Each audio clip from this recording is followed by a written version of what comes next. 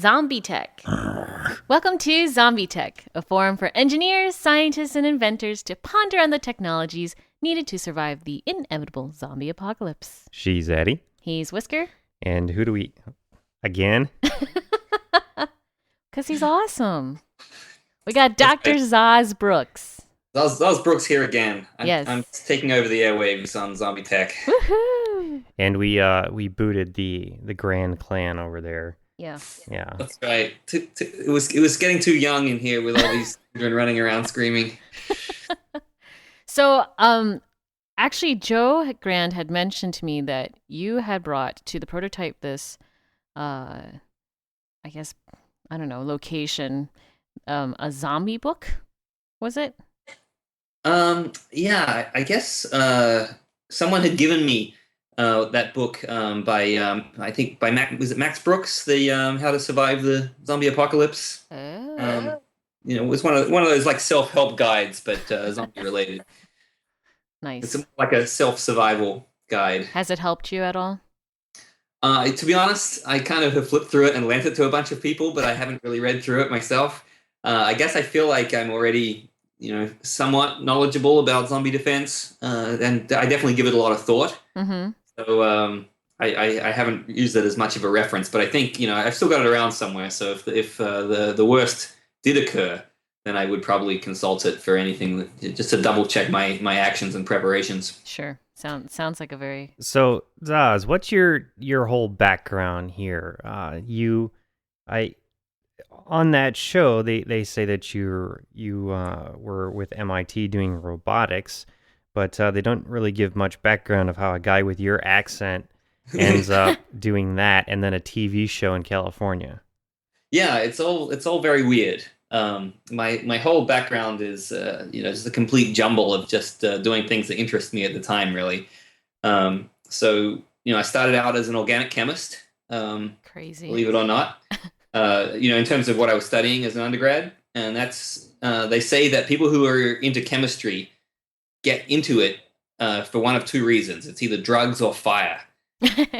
And for me, it was fire. So I was really into making my own fireworks and pyrotechnic devices and so on, and in high school. And Nice. so I went. That was my first academic love. I went to university and studied organic chemistry, and at the same time, it was there was a lot of computer resources at the school, and so I could get access to all these big machines and do all these computer science classes, and that kind of took over. I felt like I'd learned enough chemistry that I could make whatever I wanted to explode, and so I started to get more into computer science, and robotics just always excited me because once again, you're affecting the real world. You can actually make things happen for real and not just on a screen. Fair enough. So, you've done like a whole crap ton of robotics projects, I think, right? And in general, a lot of projects. Do you have any particular favorite ones that you've worked on? Well, really, to be honest, the projects on Prototype This were some of the most fun, most impressive projects because they, threw a lot of resources at us, at least in terms of who we could talk to for help. We didn't have money, but we at least got to tackle the kind of projects that you normally would not get to do. Sure. Maybe you could do one as a hobby in your own time, but you'd be lucky to get one of those projects done a year, let alone one every couple of weeks. Mm-hmm. So, I'd have to point to those as being the most fun. But it was really cool, during my PhD to do some work with the Curio humanoid robot in Japan. Did a little bit of work for Robonaut, NASA's space robot. So those are probably the two most impressive humanoid robots that I've had a chance to do even a little bit of work on. So, and what did you do for those? And just for anybody who doesn't know, like the Curio, is that how they call it? Yeah. Curio Robot is the one that pretty much everyone has seen. They're like the quasi-humanoido looking robots that like go downstairs, dance, all sorts of things. They're white, look kind of like Eve from WALL-E, kind of. So what work did you do on those? So on Curio, Sony actually spun off a side company that was basically all designed around interactions with the robot. Mm-hmm. And that was my PhD thesis, was human robot interaction. Mm-hmm. So what I ended up doing for that was trying to implement body language communication on the Curio. Oh. So the actual project was I wanted to implement a module that that sort of situated itself between the schema layer, so where the programmer was involved at developing behaviors for the robot, and the motor output layer, so that the robot would sort of modulate its behavior based on its emotional state, rather than the programmer having to explicitly decide, like, if the robot's in a good mood, it'll sort of, approach situations with this body language. I'm sorry, I can't do that, Dave. Well, it's basically not so that the robot's sort of changing what it does, but just how it does it. So if it's interacting with someone, you can interact with someone in a very friendly, open way if you want to encourage interaction, versus if you're not really interested in talking to the person, you can still say the same things and you can still have the same conversation and interaction, but you can fold your arms and you can look standoffish and make it clear that you're not interested in the interaction going further. So that, I think, really needs to be an autonomous layer, so that the programmer doesn't have to anticipate every possible combination of states inside the robot. They can just design interactions, and the robot can modulate by itself how it approaches them. Yeah, that's like the difference between a cat and a dog, for example. The dog has that ability to be able to recognize when a human is pointing at something or where they're looking. They have a much more developed ability to do that. Adding that to a robot would increase the human interactivity ability by a great deal. As far as the human side of it's concerned, they would respond to that a lot. Yeah, a dog is a great example, because if a dog runs up to you wagging its tail, then you know that the dog is friendly and happy to see you. And if the dog runs up to you not wagging its tail, it's probably going to bite you. And that's all you have to go on, is the state of the tail. The behavior of running up to you is the same. And so there's a really, really powerful expressive mechanism in the dog's case, and the humans have the same cues. Yeah, there's this whole symbiotic language that's developed interspecies. It's a very fascinating topic all on its own. But to learn from that occurrence that's happened because of the pairing of canines and humans in nature and applying that to robotics, that's a really, really good idea. Yeah. Did you ever see that little gizmo that a guy in Japan developed? It was a robotic tail that you mount on your car. So, if someone lets you in, you can wag lets you in front of them, you wag the tail to show that you're happy and say thank you. Cute. And if you cut someone off, you drop the tail to say, "Look, I'm sorry, I didn't mean to do it." What all-time favorite inventions. Now, let me just clarify. Is this something where the robot somehow decides whether or not they want to interact with a person and then are able to show it, or is it like... Yeah. Oh. Yeah, so the robot, the Curio, is a behavior-based, schema-based robot. So it has a bunch of underlying behaviors that try to maintain homeostasis in its motivations, internal motivations. So, for example, it has one variable that's its level of hunger, which is its battery charge. So the hungrier it gets, the more that schemas that result in it getting fed are likely to execute and are likely to take prominence in its behavior. And similarly, it has a value about how much it wants to interact. So if you approach it and try and get its attention and talk to it and stuff like that, if its interaction desire is low, then it will be more, less likely to interact, or it'll interact, in a sort of, its friendly schemas will be less likely to execute. And then, vice versa for if it wants to interact. And there's a whole bunch of these variables inside its behavior system that it tries to maintain at sort of normal levels. So if it hasn't interacted for a while, its desire for interaction will go up to try and sort of maintain that midpoint. And it gets bored after a while. If you're interacting with it a lot, then it gets bored and its desire for interaction goes down. Interesting. But that all sort of operates at the behavior section level. And I wanted to incorporate something that actually modified those behaviors to make them express through body language and sort of unconscious cues what the robot's internal state was. And did you ever end up getting it to work? Yeah, I implemented this sort of body language layer. I've now forgotten what I called it, but I wrote a paper on it. It ended up being a journal paper for autonomous robots. Awesome. So it was academically at least pretty successful. Unfortunately, a few months after I was there, Sony got a new CEO and he killed the entire Curio project. So no. It hasn't really seen the light of day in any kind of production system. Right. That's unfortunate. Yeah, I mean, it sort of is and it isn't. Fortunately, all those guys in the interaction lab kept their jobs and they still work for Sony. They just work on sort of interaction design and AI for Sony's other products. And, they never really knew what they were going to do with Curio. They just had a humanoid robot because all the big Japanese companies were doing it. They weren't selling it, for example. The technology was sort of too advanced. They didn't want to let it out of the labs.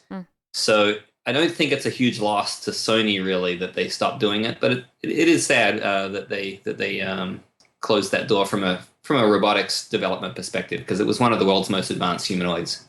Yeah, and that's how a lot of the makers and the hackers have heard about it, just from like the videos that show off like what they can do and what they've been doing with them. Now, other than the actual like R&D and the cost it takes to pay a Zaz to show up and do stuff, what makes these sort of things prohibitive cost-wise? Because on the software side of things, I've done similar types of feedback loops with neural networks and whatnot to achieve that kind of effect. But when you start getting into the actuators and sensors, is that where the real money is? Yeah. I mean, it's like anything, economies of scale, I think, really benefit you. And if you're going to ship, Sony did ship the Aibo, right? So there were lots of the Aibo dog robots out there, and they managed to sell enough that they could do it for a reasonable price. Curio was a little tougher because all of its actuators had backlash-free harmonic drive gearboxes and stuff, so that it could really be, very precise for its upright walking and stuff like that. So it was an expensive platform in that sense. But then it's also sort of what's the market for it? If it's just going to be a doll that walks and talks, the price point, you're never going to get the manufacturer of this robot down to that price point where people can have one in the home. So, let's say you can't make it for anything less than the price of a car, for example, which I think is pretty close to what we would have been talking about for mass production of the Curio. Wow. What's going to convince someone to spend the price of a car on a robot that can't really do much? Right. Like it can't clean the house. It can't clean the house. It can't make you a sandwich. It can dance and it can roller skate, and that's really cool. But how many times can you watch your robot dance and roller skate before you move on? Yeah. Okay. And then, did you take any of this to is a Robonaut, NASA's space robot? So it was also interaction design stuff, and it was interesting, Whisker, that you mentioned pointing, because my part of a Robonaut demo for DARPA was a pointing reference system. So when humans, you could point to things that the robot would understand what they were pointing to. Yeah, I'm not specifically familiar with much of your stuff, but I've done absolutely ridiculous amount of research into communications with humans and animals and how humans learn at young ages and that sort of thing. So I'm pretty knowledgeable about this kind of stuff, and it's really cool to actually get to talk to somebody else who looks at the world that way. Yeah. I really feel like we really sort of felt that in our community that the interactions between humans and robots was going to be a really important part of any design of a system that would have to work with humans. But I sort of go even further, and I feel like that there's going to have to be a lot of design work done into it. You can't really expect emergent behaviors to take care of all of the interaction design work. That some human designer is going to have to spend a lot of time and energy working out what the best way for a robot to behave for them to interoperate with humans is. If you get me there, I think about it in terms of a a child takes a really long time before a child learns how all the social norms and the ways that interaction is sort of most positive for working with other humans. Mm-hmm. And some of us don't fully develop our social skills until we're like finished college, right? Especially some of us nerds. Right. So you can't expect to like sort of train with machine learning a robot to learn how to do all that stuff. There's going to have to be a lot of design work done right from the beginning. I think growing up in an era where my high-functioning autism just was not, they didn't know enough about it to really do anything with it. It just was like, oh, he's shy or something like that, or try to put you on Ritalin. Growing up in that sort of era, I think is what led me to be fascinated with this exact problem, which is how do you learn to be able to unlock the key to being able to understand people, because it's so difficult as a high functioning autistic to be able to just sort of do something that neurotypicals do without even thinking about it, like be able to recognize all these very subtle social cues. And that led me to looking into, canines and seeing that it took, 80,000 years of, side-by-side evolution to make it happen. But they somehow made that leap to be able to communicate with people in a very organic, automatic kind of way. Right out of the womb, they can do it. And it's very, very fascinating.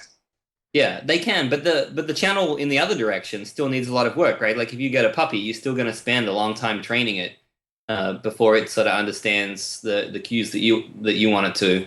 It'll understand broad cues like whether you're angry or not, but to really have a productive relationship between you and the dog, it takes a lot of training, and no one's going to want to have to do that training online with every robot. So, when you decide that you're going to keep the zombie and you chain him up in your shed and you want to teach him not to bite you and, etc. I guess this would be very similar problems as to what Zaz has been trying to work out with robots. Only you don't get to redesign the zombie. Yeah, and there's some pretty interesting stuff in the early Romero films after Night of the Living Dead, where they'd start to train the zombies and see what the zombies are into. Right? There's that one. I forget which one it is, but the one they're in the underground bunker and they have the zombie chained up and they're trying to, train the zombie to be more of a friendly one. Did it work? I'm sure it ends up biting someone. But I think it bites someone that deserved to be bitten. Well, that works. Memory. I mean, because I can't imagine that we'd end up with zombie pets. That'd just be awkward. That would be a very dangerous pet. But then again, people own pretty dangerous stuff sometimes, so there's always going to be that one guy. Yeah. Yeah. So on that interaction thing, the way that I've approached teaching an artificial intelligence system to do something like talk, I've always approached it from the idea that, well, a baby doesn't know how to talk when it comes out. It learns to talk by being around people that are talking to each other, and then using that as a stepping stone to actually be able to interact and then learn. And I just approach it from that same direction. You throw an AI into a room of people talking to each other and let it listen for a long enough period of time, and it picks up enough to get to the point where when it starts interacting directly, it's got enough to build up a sort of context. Yeah. And then potentially pass a Turing test. Well, at some point. No. How you say schema, do you mean schema or do you mean the language? The language scheme? No, I mean a schema is like a behavior, kind of like a behavioral script, but it's it defines the parameters of the behavior. Gotcha. So I'm very interested in this kind of stuff, but I don't want to nosedive the show too much into it. I had the same problem with we had Bradley Voytek. Voytek on the show, and he's a neuroscientist who is one of the representatives on the board that tries to do the research beforehand on what a zombie would actually be. And we're talking about like serious, like government funded stuff here. Like I they don't want to about know. that. Well, you know, he's their go-to guy for that kind of stuff. I mean, he's done the pre-research looking at, okay, if zombies existed, what kind of brain damage would they have to act the way that they act? Yeah. But, you know, but I he's think a that's all world-renowned tongue-in-cheek. neuroscientist sort of guy. So, you know, he knows a lot of this kind of stuff too, you know, gets into the behavioral and the learning and all that sort of thing. And it's all very fascinating. But unfortunately, this show is not about that. Yeah. Darn it. So back to Dr. Zaz Brooks. So Yeah, let's get back to the zombie apocalypse and you know what all of these highfalutin academic things can actually help us with. So, and I was looking through some of your old projects. I'm assuming from your college years, but you have like a penchant for giving really long German-esque names. Yes, that's true. German is kind of like, you know, the Lego of language. If you need a new word, you just stick together some blocks of old words. I think we have, okay, so just a few here. Schallfaust, Yeah, that's one of my Luftwaffe. favorites. Well, so let me just say the names and then you can tell Sure, us sure. which ones. Flameschmeißer, Funkenschnorkel. It's awesome. And I haven't studied German, so I probably just butchered that. But I mean, we can start with any of those. What are they, and how'd you come up with them? So they were those ones were some of them were part of like a thing that I was doing, which was one you didn't mention was Spritzwaffen. That was the first one actually in the series, and they were a series of sort of children's toys scaled up to adult level. So the Spritzwaffen was the extension of the water pistol, and the Schallfaust was like the pop gun, and Luftwaffe was, you know, the Spud Gun and so on.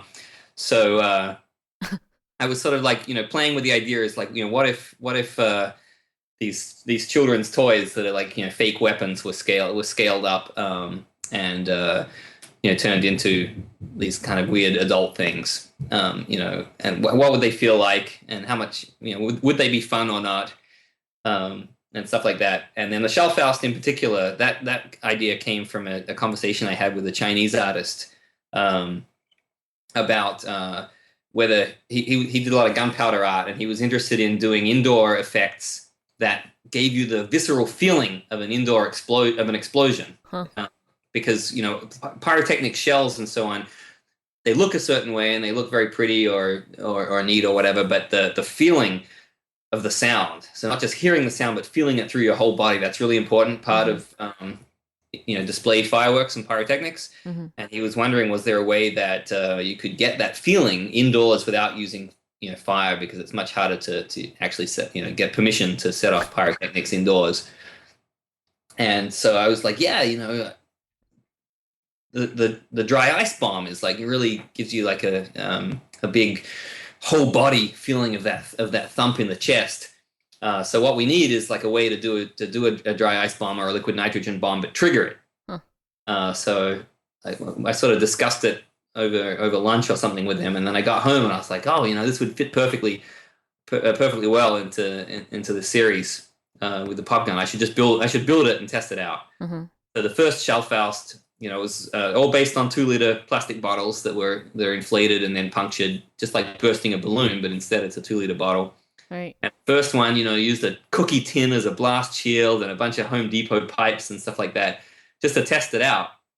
And it was so successful, you know, I would just fire this thing off the roof of my dorm every day and out the window, stuff like that, and make these huge noises that would reverberate around campus. But I really wanted to do a second rev that had the look. Was this at MIT? Yeah, this is at MIT. Yeah, nobody's going to notice there. Of being a noisy neighbor. If there's any campus that you could get away with that sort of thing, it's probably MIT. Yeah. I don't know about now, but back then, yeah. Yeah, things haven't changed too much. There are still odd explosions in the middle of the night at the MIT campus. So then, like, how do you? I'm always interested in how people actually like come up with well, not just come up with the ideas, but actually uh make it go from an idea to being something. I mean, we didn't get to see enough of that obviously on prototype this, but do you just sit there and start drawing, you know, and saying, "Well, I need this to happen, so." Yeah, I'm pretty bad with drawing personally. I do a lot of stuff in my head. Okay. I'm not the worst drawer in the world, but I'm bad about putting things down on paper. Mhm. Um, so actually working with Joe was very interesting because we were sort of opposites. He's like very neat and organized, and I'm like extremely messy in terms of how I keep my desk and everything. And he puts a lot of stuff down on paper, and I have a really bad habit of just figuring it all out in my head, and then I'll go down to the machine shop and I'll make it or something. And and all the measurements and stuff will be in my head, which is fine for doing things fast. But it means if I have to stop and come back to it a few days later, I have to basically rederive everything because I've got nothing on paper to work with. So it's a terrible habit, and I really wish I could get out of it. But that's basically how I do it: is I'll nut it over, and I'll spend a lot of time, thinking about it in the shower or when I'm going to sleep, and just figuring everything out in my head about how it's going to work, and then I'll start putting it together. Gotcha. Now I'm looking at pictures of this Funkin snorkel. What is it? Yeah, the Funkenschnorkel. So I forgot to start explaining what these things mean. Oh, sorry. Yeah, go ahead. I mean, The go for it. Schallfaust means sonic fist, and the Funkenschnorkel means it's actually not good German. It's like just totally assembled like Lego, but it means broadcasting snorkel, and the idea was for and this was a rare one for me because I actually put in an arts grant application for it before I started building it. So I had to really sort of define it on paper before I actually started building it. So what I really wanted to do was explore with the idea of changing the auditory capabilities or the auditory capabilities or the sound producing capabilities of the human and the auditory feeling of the space. So it was really about an interaction between the individual and space. So you could wear this thing and you could go indoors and you could just make these sounds come out of the snorkels of whatever you wanted. So it just took an audio input like from an iPod or something like that. And so you could play whatever sounds you wanted, much louder than you could yell them. Right. You can of course play different sounds than you can generate vocally. And so in a building you can change the auditory sort of environment. Or in a crowd, a crowd makes its own noise, but you can sort of tweak that with the Funkenschnorkel. So that was sort of the idea behind it. And the first place I tested it out was at the Republican National Convention down in New York City. The year of would have been, I guess, 2004 Bush Kerry, right? Oh, wow. If I recall correctly. So there were like all these big street protests and stuff down at the RNC convention, and I was really struggling to get this thing finished in time to go down there, and I got it finished in time for the last day of the RNC stuff, and I drove it down to New York and wandered around with it all day. No one stopped you? Yeah, I think I was really lucky actually that I didn't get it finished in time for the start, because at the start of the protest, the police were just going nuts, right? And they were arresting anyone for just so much as like, looking at them the wrong way. But there'd been a backlash from that. Right. And so by the last day, they were not doing it so much. And so, so you were taking this. I was wearing. Yeah, but they didn't confiscate it or anything. That's amazing. Because that is a crazy looking contraption. Yeah, and it was all, that one of the reasons that I made it all transparent and so you could see everything that was inside it was specifically for kind of heading off confrontations with law enforcement, because I wanted them to be able to see inside it and see that it wasn't a jetpack or some kind of wearable bomb or something. Right. So then, maybe they couldn't really tell the difference by looking at it, just a bunch of electronics. But anyway, I wanted to at least sort of be open about that it was full of electronics. Right. Makes sense. Although I'm guessing that if you were to go downtown or to the RNC again with that, you probably wouldn't get past much. Just saying. You never know. It just sort of depends. Maybe it's the crazier it is. The enforcement depend on their mood. Yeah. No. So what did you do there? I mean, Did you just take the crowd's protests and channel them through this, or? Yeah, so I did some things like I would, I had a microphone plugged in, so I'd give people the mic, and they would be able to sort of say what they had to say, but at a much amplified volume. Oh. And then I would play around with things like during speeches, I could play applause, through the Funkenschnauble, either at appropriate or inappropriate moments, or laughter and stuff like that, because you're kind of manipulating the crowd, and then. At the sort of the biggest response I got from it was right at the end when the crowd was starting to disperse and the police, came in and were like pushing everyone to go in a certain way, and I put on the Imperial March from Star Wars, like as all these police were marching down, like to the tune of the Imperial March, and the crowd got a big kick out of it. Wow, nice. You got balls for that, just to say, but that's impressive. Now, how about, and then is this? Luftwaffe, I can't even say. Luftwaffe. It means air thrower. Now, let's be clear. Addie speaks a bunch of languages, German is and not one. German is like on the opposite side of any of them that she speaks. So it's pretty funny to see somebody who speaks like 5 languages fail at pronouncing them. Yeah, it's great. So it looks like I don't know, like a mini. Well, why don't you tell us? Yeah, it's basically a kick-ass Spud Gun. So I wanted to make a Spud Gun. It was part of the Helftelmspiegel series of scaled up kids toys, and I wanted to just make one that was just like totally out of control. And as part of that, I wanted it to operate at much higher peak pressures than your average potato cannon. So it's actually designed to run off with a liquid nitrogen assist. To operate up to 200 psi in the chamber. Mm-hmm. So how does that not vaporize the potato? Well, when the potato hits, it gets pretty much vaporized. Actually, I don't use potatoes in it that much. I also designed it to be chambered for the diameter of a standard soda or beer can. Yeah, that makes sense. Because that potato would get messy in that thing at that high of a pressure. Well, it just comes out like a plug, So the potato's fine until it hits something. But you can also freeze the potato if you need a little bit of extra heft. Yeah. Did you try it? Oh, freezing the potato? Yeah. Oh yeah, and freezing the sodas too. Oh yeah, he says. Like there's nothing to it. Well, the Luftwaffe is really got a special place in my heart, especially because I managed to bring it onto the Time Warp set. Oh, okay. For one of the episodes where we had these guys on that were doing weird cooking. Uh-huh. They were called the Feasty Boys, and so we wanted to use the Luftwaffe to make French fries. So we fired a potato through a screen with the Luftwaffe into a bunch of batter. Shake off the batter and fall in the deep fryer. That is supremely epic. That's too funny. Well, it's a proof of concept there. That's how we like it. And then we talked a little bit about the Schallfaust. Yep. And you got cut in one of your videos. Yeah, that's the Schallfaust Mark 1 had an X-Acto blade. Oh my gosh. On a solenoid that would puncture the 2-liter bottle. Oh my gosh. The solenoid wasn't that strong. It was not a very effective one. You usually had to hit the trigger a lot of times before it would go off. But yeah, I cut myself on the X-Acto blade because there was no protective gears around it or anything like that. It was just a totally exposed blade.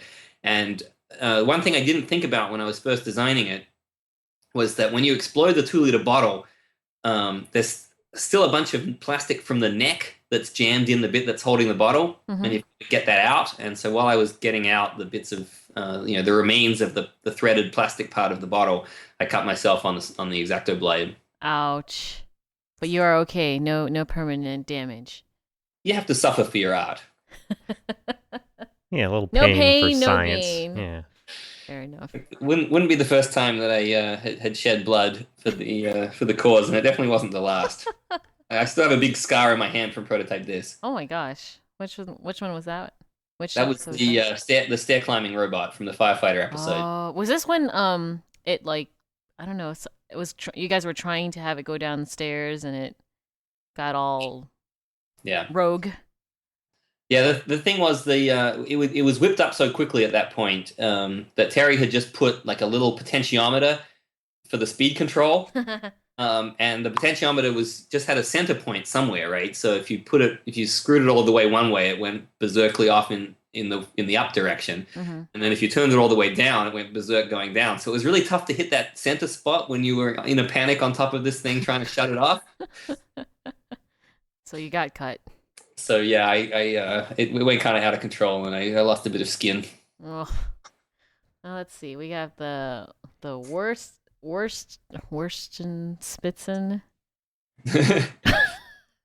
That really shouldn't have had a German name. I was just too obsessed with it at that point. I was giving it. That was just we have a big celebration of the place that I lived at MIT every year, where we roast basically an entire steer. It's a party that goes for a whole weekend, and it was legend has it that MIT made it into Playboy's list of top 10 best party schools one year because the year that the weekend that Playboy came to visit happened to be the weekend of this party. I thought it was like that every weekend. That's hilarious. Yeah, no, not so much. Not so much. You know I what remember... Wellesley girls say about MIT? I'm not sure what they say. They probably say lots of things about it. Yes, they do. But one of my favorite that I've heard is that the goods are odd, but the odds are good. Yes. Yep. Yeah, that's probably true. Yep. No, but I went to this MIT Wellesley mixer. I was like, oh man, I'm out of the house. I'm going to rebel. I'm going to a party. And we went to a party, and it was like everyone was sitting down. There was no dancing. They were drinking like fruit punch. And I thought it was incredible. They were doing proofs. Well, they were discussing like politics. I was like, okay. This must have been one of those administration-sponsored events. Yes, it was. It's fun. It was. They're the worst. Yeah. And I spent that night trying to find a frat, and would you believe it? I could not find a single frat, even with an upper-class woman from Wellesley. Well, the frats are not where to go for the best parties. Well, and so I never went. I mean, that's okay by me, but... I heard the best parties are like in the steam tunnels. Yeah, sometimes there are some good parties down there. They're pretty much invite only though. They're hard to find. Yeah, we did a little exploration. The Spritzwaffen. Yeah, so that was the first one in the series. In the toy series. That was the water pistol, and the thing about that you notice about the Spritzwaffen is if you have one, like a water fight is sort of part battle, but it's sort of mostly fun. Yeah. And games. And if you have a Spritzwaffen, it makes it the whole thing not fun anymore because you're just like so completely unstoppable that everyone avoids you. That is brilliant. You have some great pictures from here. Now, did you ever make more than one prototype of these or one version of these? So the Schallfaust had a Mark II. Okay. And I actually have a kind of mini Funkenschnockel that I use when I go skiing because I don't like to ski with headphones because I feel like it's dangerous. Yep. And so I have like this little mini Funkenschnockel so I can listen to music while I ski. Cool. Sounds good. But yeah, that's it. It doesn't really. It sort of partly is involved in the original motivation of the Funkenschnockel because the original motivation was to sort of change. Like the auditory feeling of a space, so it definitely it sort of combines being on a mountain with being somewhere where you have a stereo, which I feel is qualitatively different from having an iPod, but it's not. It's much more individual than the Funkenschnockel. The Funkenschnockel is much more about involving other people in it. Right. Well, do you have video of that, like working? I guess the Funkenschnockel. Mm-hmm. I brought down someone with me to the RNC to like document everything in video. Yeah. And when I went back through the video that she had captured, there was basically no footage whatsoever of the Funkenschnockel. Oh She had no. like all this footage of the protests and the crowds and everything like that, Oh. and it was a total bust. Oh man. Well, maybe somebody somewhere caught it, got it somewhere because it's pretty recognizable. Yeah. Red and big old tubes. That was '04, so it was before basically everyone's cell phone had a camera in it. Ah, dang it. Like I think if you took the Funkenschnockel out now, that a lot of pictures would show up on Flickr very quickly. All right, so when's the next RNC? Yeah, I don't know. I mean, I actually took the Funkenschnockel to a TV show. This friend of mine who's a director was making just for some local LA channel, and we did a pilot of a show that I brought the Funkenschnockel over to, but it was completely ridiculous. And I think that show aired once and has never seen the light of day again. Well, better luck next time, I guess. I'm actually kind of glad about that because it was just so ridiculous that it probably would be a little embarrassing. Well, if anyone wants to try out their detective skills, they can look for this thing. It was called Mob Scenes. Mob Scenes. Yeah, I never saw the final. I never saw how it aired. It was that much bad. Yeah. So if any sleuths out there it would have been for some local LA affiliate channel. Gotcha. It was like a half-hour pilot. Gotcha. Now the neat thing about this, of course, since we're ZombieTech, I mean, all of these are incredibly relevant to the zombie apocalypse. Yeah, they're a little bit about human empowerment, which is very important when the zombies are at your door. Yeah, no kidding. I mean, I think a few of these and these are pretty portable, right? Well, they all look portable, so they're mostly designed to be wearable. Okay. Yeah, well, that would work. So if we're out scavenging, we'll just carry a let me see, which one is this? A Luftwaffe.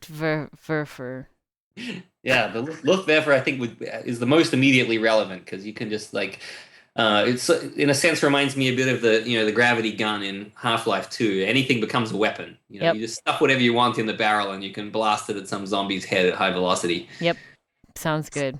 I think maybe if money's not important, a roll of quarters, or exactly. that's like buckshot, right? It hits one target and then splatters everywhere else. They gun. I got 9 dimes in each barrel, boy. You ever see what $1.80 can do to a man? In I guess it would be the late 1700s. The pirates started loading up their crappy cannons with just silverware and broken pottery and stuff like that, and then they just sort of aim it at the sails. Yeah. Yep.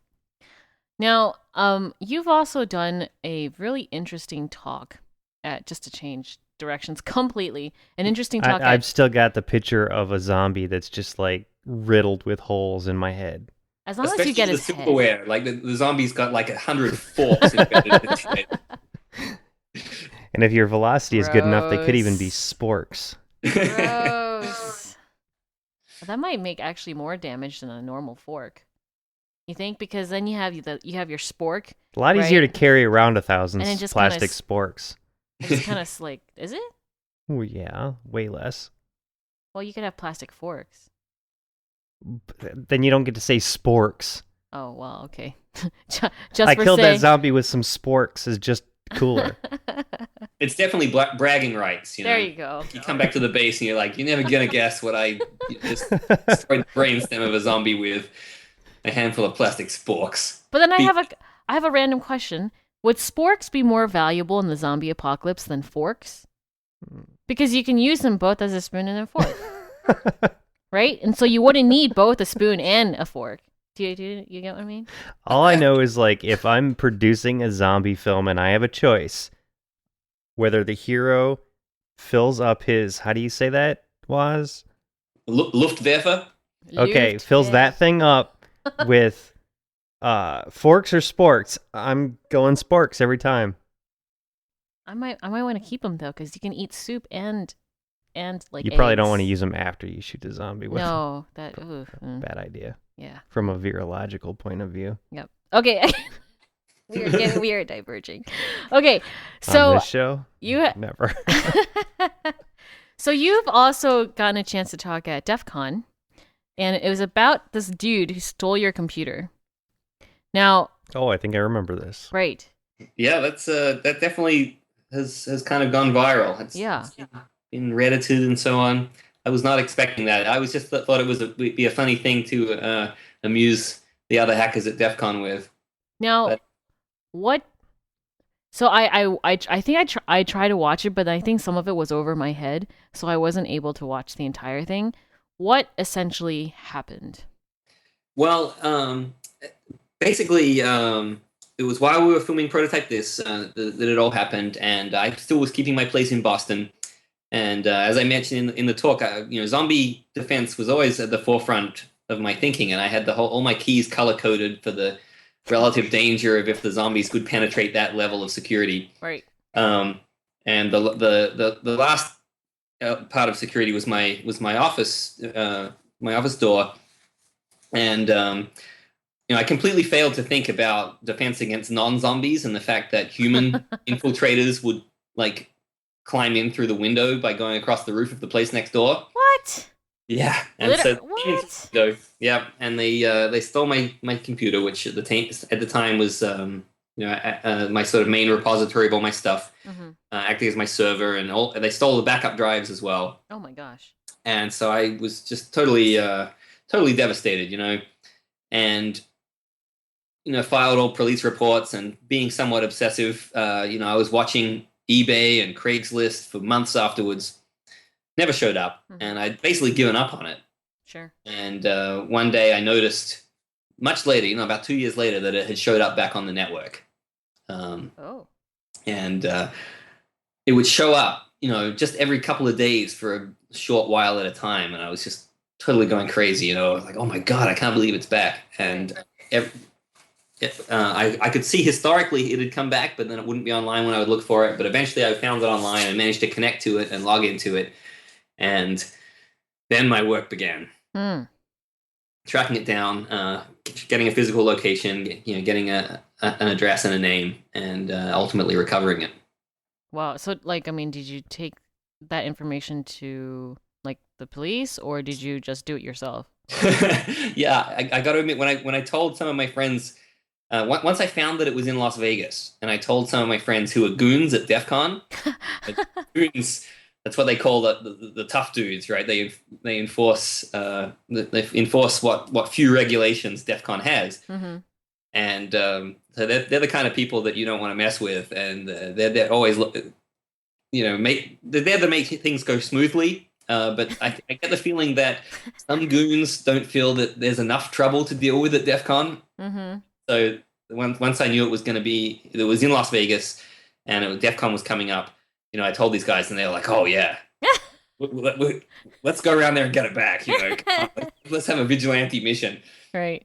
Something in my head said that was probably a bad idea, and it would be better if law enforcement was notified. So sure. I told the police about it. A police report had already been filed from the beginning in Boston, but that meant that Boston PD had to interface with LVPD, and the whole thing took a while. But eventually, they went around there and picked it up. And so, was it the guy who had taken it? Well, there's no way to know. And the police didn't have a lot of interaction with me afterwards. Like correspondence. They just wanted to know how I found it, and what they said to me was that they didn't have probable cause to issue a citation, which was okay with me. I mostly wanted any data back could recover. Yeah. It just ended up resulting in a fun talk at DEF CON. And were you able to pull your data off remotely through your login? Yeah, I managed to slurp some down, but because it was only ever online for a short period of time, I had a script set up so that it would, every time it connected, it would jump in and it would start sucking down what it could get. But there's no substitute for having the drives on hand, especially because I wanted to run some undeleters and so on to see what I could get back off it. And did they end up damaging any of your data, or were they a lot of stuff had been deleted. Mostly, so there were 2 drives in the machine, and the startup drive hadn't really been touched that much, but the other drive had been wiped. So a lot of my video projects and stuff had gone, but I did manage to recover some stuff off it. So Oh, good. it was definitely worth. The whole process was worth it, if only for my peace of mind. Right. Good. And so you've mentioned that you're into pyrotechnics. Are you still actively doing pyrotechnics? Yeah, in fact, I have a trip scheduled for next weekend to go out to visit some friends of mine out in Colorado that run a pyrotechnic company. Oh, We're going to cool. test some new effects. I don't know if I should spill the beans on them on the podcast, but Well, I think it'll be after this one will air. Nearly a month from now. Yeah. So So if that timeline's more suited, do you know what I mean? Like they won't. yeah, I'm kind of joking because I don't think this is going to be a commercial thing, but it's not my idea, so I don't want to sort of take credit for it. But these guys, they do a big show every year for the Colorado School of Mines called E-Days, and unlike most fireworks shows, which sort of have a very sort of strong beauty aesthetic, I guess. You know, there's a lot of sky shells which are designed to make people go ooh and ah, and that looks really cool and beautiful. This one's really heavy on just plain old explosions, Nice. big bangs. So it's like the kind of show that you wouldn't want every single fireworks show you see to be like this, or I Yeah. guess some people would, but one of them should be, you know, where there's just going to be like a lot of bombs going off. So they like to do a lot of these ground bomb effects, like train wrecks. So you have a whole bunch of bombs going off in sequence towards the center, and then a huge one goes off in the middle and stuff like that. And so we're trying to think about ways that we can, use the school logo. So we're going to do some experimentation next weekend, making flash tubes, filled with salute flash powder.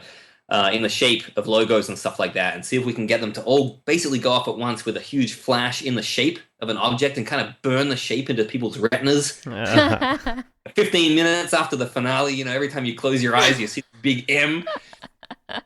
you said that this isn't commercial, but as soon as you do it, every corporation on the planet's going to be looking into, okay, how do we burn our logo into people's retinas for half an hour? Well, it's true. There could be a commercial effect to it. So anyone that's listening out there and want to rip us off, don't even think about it. This is our idea. That's right. It's been said here and now. Prior art. That's right. That's There right. you go. So I have a. Oh, go ahead. Definitely played around with doing this kind of stuff that results in a burn-in, maybe not necessarily intentionally, but on Time Warp I got to play with some liquid oxygen that I've been wanting to do for a long time. You remember that guy on the internet, that George Goebel, that had a site up for a while where he would start barbecue grills with liquid oxygen? Why? I think you look at different websites than I do, but sure. But, well, normally it takes a long time to light a barbecue grill and get the coals ready. If you use liquid oxygen, you can light the coals, make lots of heat, and destroy the barbecue grill all in the space of 10 seconds. So it's a real time saver. That's great. So it's a real time saver. Well, I don't know, because you have to go out, buy another grill, and then... Details. Sounds very effective against zombies, however. Oh, yeah. So liquid oxygen is like, you definitely want to have some on hand for the apocalypse. Very amusing substance. Very dangerous. Can you buy that just like, contact a chemical company? Hey, we want some liquid oxygen. You think they'd like put us on a list or something? Well, it certainly helps if you can say you're from a TV production company. Aha. Yes. I think like we were saying earlier, that people will let you get away with a lot if you have a TV program that's being filmed in conjunction with it.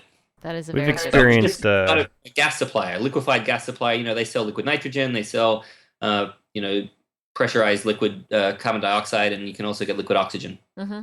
It's amazing how much of a door opener it can be when you just start the conversation with, "Hi, I produce a show about how to survive the zombie apocalypse." Yeah, that's going to get everyone's attention. It's going to, I think, make them feel sympathetic and want to help you out. Or just think that we're psychotics and, hey, yeah. Well, maybe Click. they want to give you what you want, and so you'll go away. Could be. Some more of these nutters. But let me say, hypothetically speaking, so, for people out there that are thinking of doing this, don't come and point to me afterwards and say that I told you to do it.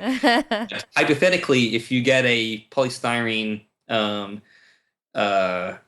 cooler like you'd get from a grocery store or a gas station, and you fill it with aluminum shavings from a machine shop, and then top it all up with liquid oxygen and ignite it. Hypothetically speaking, the resulting flash will make you unable to see for about 45 minutes, even if you were wearing sunglasses at the time. Oh my gosh. Yeah, it's really bright. I'm blind enough as it is. I think I think I'm okay. I've seen what welder's blindness can do, and it does not look like fun. No. Yeah. So anyway, a less long-term damaging version of that is what we're going for with some effects we're going to test out. Cool. And whether it works or not, it's going to be fun to play with. Very cool. Now, I am biased, having studied or gone to undergrad in Boston. But what would you say the best July 4th fireworks are? In terms of which city? Sorry. Yeah. Which city? I haven't seen too many of them, but Boston puts on a good show. They spend a lot of money on it. They have a lot of material. And every year that I see it, I see a new effect, a new aerial effect that I haven't seen before. And that's the thing that I like most about the Boston show, is that they do look for new effects, mostly coming out of China and stuff to use in the show. Mm-hmm. And MIT has the best, one of the best views of the show too, because it's a barge shot in the Charles River. And so if you know the right people or the right buildings to get on top of at MIT, then you can get a fantastic view of the show. Yep. What's that international guild of the Pyrotechnic Guild International? I got to see one of their shows when it was in Muskegon. They were there for like a week. Yeah. And they just blew up the sky for a week straight every single night. Yeah. It was pretty awesome. I went to the friend of mine that I'm going out to see in Colorado with the fireworks company. I met him at the PGI convention, and cool. The one that I met him at was in Appleton, Wisconsin. And after the week, after the week of the PGI, every time I would close my eyes, I would see fireworks. I'd just seen so many that my brain was just generating them on the fly every time it was in darkness. That's very cool. I like the smiley faces myself. I know at least 2 of our listeners are licensed pyrotechnicians, so really? I'm sure they'll probably enjoy this little segment of the show. Cool. And of course, many zombie defense applications. Yes. From direct destruction to, in Land of the Dead, they're firing off fireworks out of their battle wagon to distract the zombies and act as a diversion. So there's lots of uses for them. You and Joe are like totally on top of the game in terms of being able to survive the zombie apocalypse, I think. We hope so. Yeah. It's these are important skills. Yeah, I agree. All right, so we're getting up to the end of our hour here, and there's a couple of questions that we like to ask every guest. Indeed. So, what 3 tools would you choose to bring to your zombie apocalypse bunker? Well, I think first of all, the word tools is most important, and so having a machine shop with the right kinds of tools to be able to manufacture stuff and fix stuff, that's number one. Okay. You need to be able to take the things that you've scavenged and fix them and build them. And so if I have to pick a single tool, maybe something like a grinder or a drill press, something that's just generally applicable to lots of jobs that need to be done. Okay. And then once you've got your shop set up, then you're going to obviously need a Luftwaffe and perhaps a Spritzwaffen repurposed to flammable liquids. Yep. That's tickling Whisker's brain. Okay, so God, I can't even say this. Spritzwaffen, Luftwaffe. Yeah, I'm having this vision right now. In fact, I'd never thought of this before, but right now I'm thinking like a kind of a lightweight Sabo collection that you can use to fire machetes out of the Luftwaffe. Wow.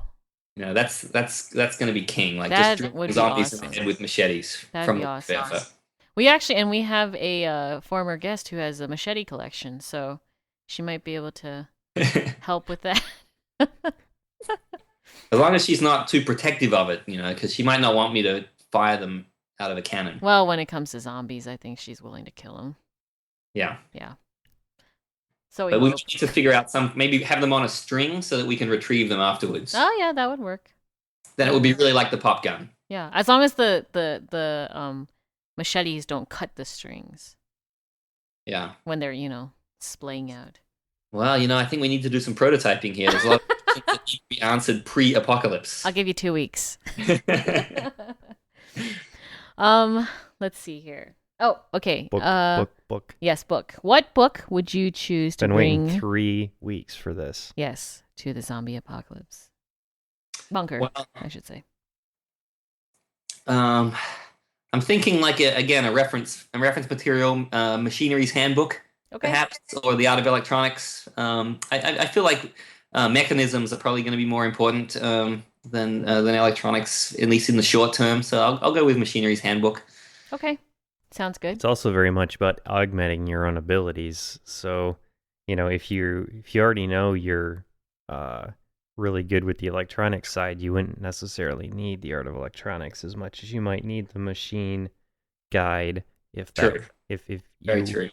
you wanted to be able to do things that you don't know how to do, because that's what books are so great at. Mm-hmm.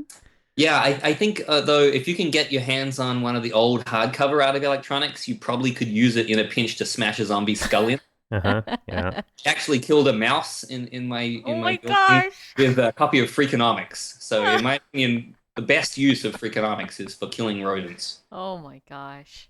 So it's like you're reading, zombie pops up in your peripheral vision, bam! Reading.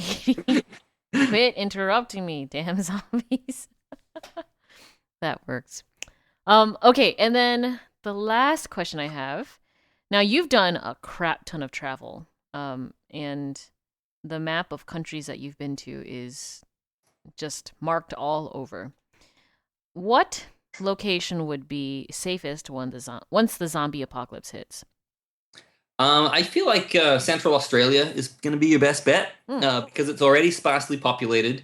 So you're not, anywhere that's very densely populated, you have a really a bad chance of being overrun just by force of numbers, no matter how good your defenses are. Mm-hmm. If you happen to be in, anywhere in Asia, for example, there's going to be just millions and millions and millions of zombies that are going to clear out the areas they're in and then potentially migrate to wherever you are. So Australia, sparsely populated. If you're out in the desert, you've got good views of approaches and stuff like that. It's pretty flat, and you can set up your surveillance and fly your drones and stuff like that easily. And also, inland Australia is really only very slightly pre-apocalyptic right now. When you're out in the outback, you can kind of see Mad Max happening there. So it's you're on the cusp. Wow. Now, is there food there that you can easily get, or is it like all desert? Yeah, food is a problem, but you can live off the land. The Australian Aborigines did just fine as nomadic hunter-gatherers. Oh, true. What's that? True. Yeah. And so I think, with the right reference materials, you'd be able to set up, and depending on location, you'd be able to set up some food production and water. Water would be really your big one. Sure. Okay. I think I'm done. Yeah. Awesome. All right. It's all solved. We're all moving to Australia for the apocalypse. I might say like Christmas Island might be a good one. Yeah, that's true. Some of the islands, I just don't have a lot of island experience other than really big islands like Australia. Easter Island might be good because you just have a lot of stone heads. Yeah. No but trees, no wood. though. Yeah, that would be problematic. That's like a Minecraft problem too. If you don't have any trees, you're screwed. Mm-hmm. Yeah. All right. So where can people find your stuff? What's your website? I don't really have one. I'm bad at it. If people just Google my name, Discovery put up a webpage for me, and so they can get bios and stuff like that. I really Google's your friend. I guess I should plug a couple of the things that I'm working on, or at least one thing. So the reason I'm in San Francisco right now, I'm working on a system called Blue Sky, which is a robotic lighting system for photography. And the idea is to basically make it easier for creative people to do good work, to do better work, and to do more of it. And this is in the photography realm. The camera does a lot of stuff for you inside the camera, but you don't really have much control of the lighting. And so this is a robotic system that moves lights into place based on either presets from images or based on a controller from an iPad. And the idea being that you can go in the studio and in an hour you can do really professional work that might have taken a pro and a lighting crew several hours to do. Yeah, very nice. That's really interesting. We're designing something like that for our studio here. Yep. With all sorts of lighting that's all controlled by microcontrollers, like a bunch of 5600K KinoFlow type of lights that can be turned on and off by the microcontroller. Multiple washes on big spotlights, and then over 100 RGB LEDs, all pulse width modulated for being in the scene itself. Small splashes of color. Yep. Yeah. I think in robotics, it's really hard to think of the killer app. I mean, it's really easy to think of the killer app, which is like a robot cleans your house and does your dishes and stuff like that. But it's much harder to implement. So the killer app that's really achievable is tough. And iRobot kind of hit it a bit with the Roomba, but it's still like there's the Roomba can do some things and others not so good at. But I feel like creative tools it could be the killer app for robotics. Yeah, I have all the stuff here to do robotics, but the application that I came up with that we're currently building is a inverted robotic camera jib that we've been working on for the last few months to swing our camera around the studio so that we don't have to have a camera operator, and that lowers our cost of production significantly. Yeah. So this kind of stuff is like, it's only going to get easier as the costs come down and the tool chain gets better and better, and the programming tools and so on. So I think this kind of stuff it's fun to work on. It's rewarding. Very cool. Awesome. Well, excellent show, everyone. Thank you, all you listeners out there, for tuning in. You can find this show every Thursday at ZombieTech.tv. Eddie and I do a bunch of other shows too at tymkrs.com. And I think that is it for this week. Cool. See you guys next week. Bye. Bye. Cheers.